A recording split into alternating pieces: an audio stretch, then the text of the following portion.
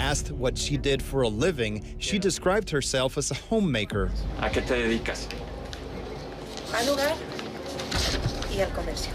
After a short pause, she added, I'm also a businesswoman. Il comando diretto, la guida dell'organizzazione viene preso da una donna paradossalmente. Sempre fatto non apparire la decisione di uccidere una sua decisione.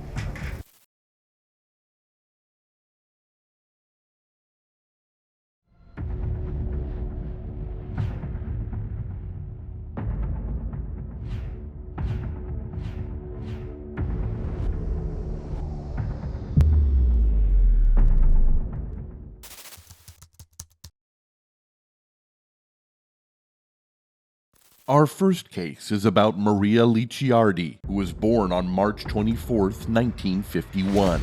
She is known as an Italian criminal associated with the Camorra. The Camorra is an Italian mafia-type criminal organization and criminal society originating in Campania. It is one of Italy's oldest and largest criminal organizations, dating to the 17th century. Licciardi served as the head of the Licciardi clan and held a prominent position with the Secondigliano Alliance, which is a significant criminal organization. From 1993 until her arrest in 2001, she was among the most influential figures in the Camorra. She came from a family deeply involved with the Camorra. Her father was a well-known local boss, and her entire family had connections to the criminal organization. One of her brothers, Gennaro Licciardi, also known as Asagina, the monkey, emerged as a powerful figure, eventually leading the clan and founding the Secondigliano Alliance. This coalition of Camorra clans controlled drug trafficking and extortion rackets in various Naples suburbs. Ultimately, Gennaro passed away from blood poisoning in Voghera prison on August 3, 1994. Licciardi's husband, Antonio Tegime, was also involved in the Camorra, contributing to the family's criminal activities. Licciardi led the family's group when her husband and two brothers, Pietro and Vincenzo, were arrested. She was the first woman in the Camorra to take charge of the Licciardi clan and lead the Secondigliano Alliance. After her brother Gennaro passed away, there were some problems in the local underworld, with violent attempts to take control.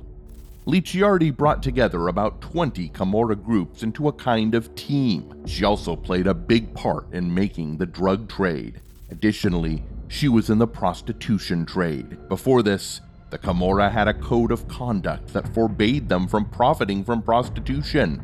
However, Licciardi broke this code. Il comando diretto, la guida dell'organizzazione viene preso da una donna, paradossalmente si assiste a un abbassamento del livello di emotività e a una sorta di miglior funzionamento nell'attività, almeno in quel momento storico, del gruppo. The Camorra would buy the girls from the Albanian mafia for $2,000 US. Licciardi's leadership was going well for a long time until a problem came up about a big shipment of really strong heroin. In the spring of 1999, a lot of heroin arrived from Istanbul, Turkey. Licciardi decided not to sell it because it was too strong and could be dangerous for regular users, possibly causing their deaths. This decision was to protect the big group of drug users. However, the Lorusso clan, who never liked following Licciardi's leadership, disagreed and sold the powerful heroin on the streets. The Lorusso clan was a Neapolitan Camorra clan operating in its territory within the city of Naples. Sadly, many drug addicts in Naples died from using this unrefined heroin, and in April 1999 alone, 11 people lost their lives. The situation worsened when the Lorusso clan decided to leave the alliance, leading to everything falling apart. A violent gang war started, with car bombs and bazooka attacks happening. Clans fought over territory and tried to ruin each other's businesses. Sempre fatto non apparire la decisione di uccidere una sua decisione. In Licciardi's stronghold of Secondigliano, 4 clan members were killed, and Licciardi had no choice but to fight back. She gathered her soldiers for a big counterattack. The gang wars turned very deadly, causing almost 120 deaths in Naples and the nearby areas. The senior prosecutor, Luigi Bobbio, started to make successful cases against Licciardi's group. Licciardi got worried that he was getting closer to finding out where she was. In January 2001, she bombed Bobbio's office building. But instead of stopping, Bobbio got police protection and continued his work against the group. More than 70 Licciardi clan members were arrested. On June 14, 2001, Maria Licciardi got caught by the Naples police while she was traveling in a car with a married couple near Melito, close to Naples. She didn't resist the arrest and was later sentenced to prison. Later on, in 2009, Licciardi was released from prison after almost 8 years. However, her freedom didn't last long. On August 7, 2021, police arrested her again at Rome's Ciampino airport. Naples prosecutors accused her of running illegal activities as the head of the Licciardi Camorra clan while she was trying to go to Spain.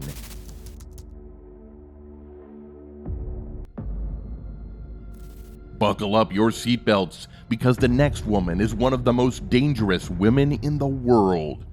Sandra Avila Beltran was born on October 16, 1960, in Baja California, Mexico.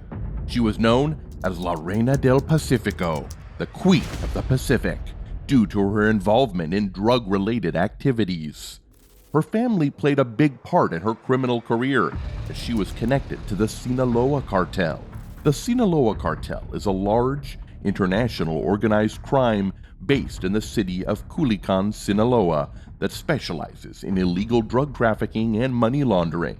She came from a family with a history of drug trafficking going back 3 generations. Mexican officials claimed that Avila Beltran was the niece of Miguel Angel Felix Gallardo, a significant figure in the Mexican drug trade who was serving a 40-year sentence for his role in the 1984 murder of a U.S. DEA agent named Enrique Camarena.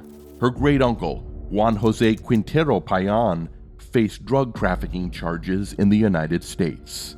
Avila Beltran did not hesitate to use violence, employing typical intimidation tactics associated with Mexican drug organizations in her activities. In her younger years, Sandra Avila Beltran reportedly had romantic relationships with several well-known drug leaders. She got married twice, both times to former police commanders who turned into drug traffickers. Unfortunately, both husbands met tragic ends, being killed by hired assassins. She also had a romantic relationship with Juan Diego Espinosa Ramirez, known as the Tiger. He was a significant figure in the Colombian Norte de Valle cartel. Avila Beltran resided in Guadalajara, Jalisco, and Hermosillo, Sonora. A major drug seizure by the U.S. Coast Guard. Today they unloaded 18,000 pounds of cocaine here in San Diego. Until the police discovered over 9 tons of cocaine on a ship in the Pacific port of Manzanillo, Colima in 2001. Authorities traced the shipment back to her and her partner Espinosa Ramirez. Despite leading a high-profile lifestyle, Beltran managed to avoid leaving any evidence for the police for a long time. In an unexpected turn of events in 2002, she reached out to authorities when her teenage son was kidnapped, with the kidnappers demanding a $5 million ransom. Although she successfully secured her son's release, she avoided any circumstances that raised suspicion about her. It took more than 4 years and the efforts of 30 federal agents to finally apprehend Avila and Espinosa Ramirez. They were arrested on September 28, 2007 in Mexico City. Avila faced charges related to money laundering for billions of dollars worth of drugs smuggled from Colombia to Mexico. On August 10, 2012, Avila Beltran was extradited to the United States and transported to Florida to face charges of cocaine possession and trafficking.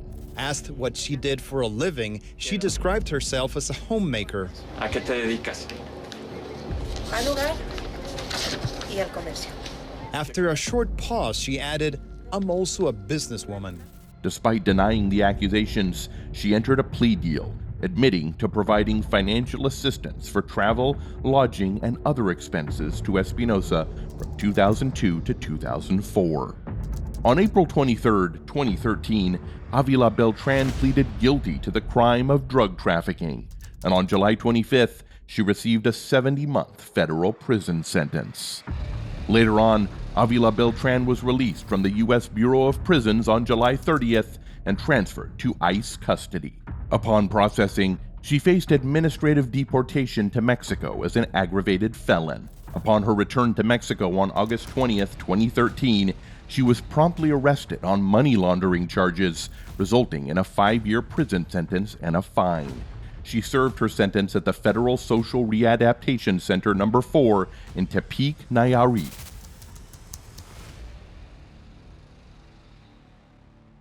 Our last case is about Rosetta Cutolo, who was an Italian underworld figure known for associating with the Camorra and a sister of the Camorra boss, Raffaele Cutolo. Raffaele Cutolo was the leader of the Nuova Camorra organization, an organization he established to rejuvenate the Camorra's operations. As her brother spent most of his time behind bars from where he sent out his instructions, the everyday running of the enterprise was entrusted to Rosetta. Rosetta lived by herself with her mother in Ottavanino, close to Naples. For more than 15 years, she was the one who made things happen for her brother's illegal organization, even though he was in jail. She passed on his orders and kept his followers loyal.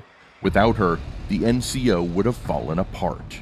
Her brother liked attention and caused trouble by talking too much in court and giving interviews, but Rosetta preferred to stay out of sight. She had a complicated relationship with her brother. The lawyer, Paolo Trofino, said they argued a lot. In February 1993, she gave up after the police found where she was hiding. She had been given a 9-year prison sentence in 1990 for being associated with the mafia, but later it was reduced to 5 years. Rosetta managed to convince the authorities that she wasn't dangerous. And that's all for today. Thanks for watching the whole video. And definitely, you'd be excited about more updates. So don't forget to subscribe to Verdict Vault. See you in the next video.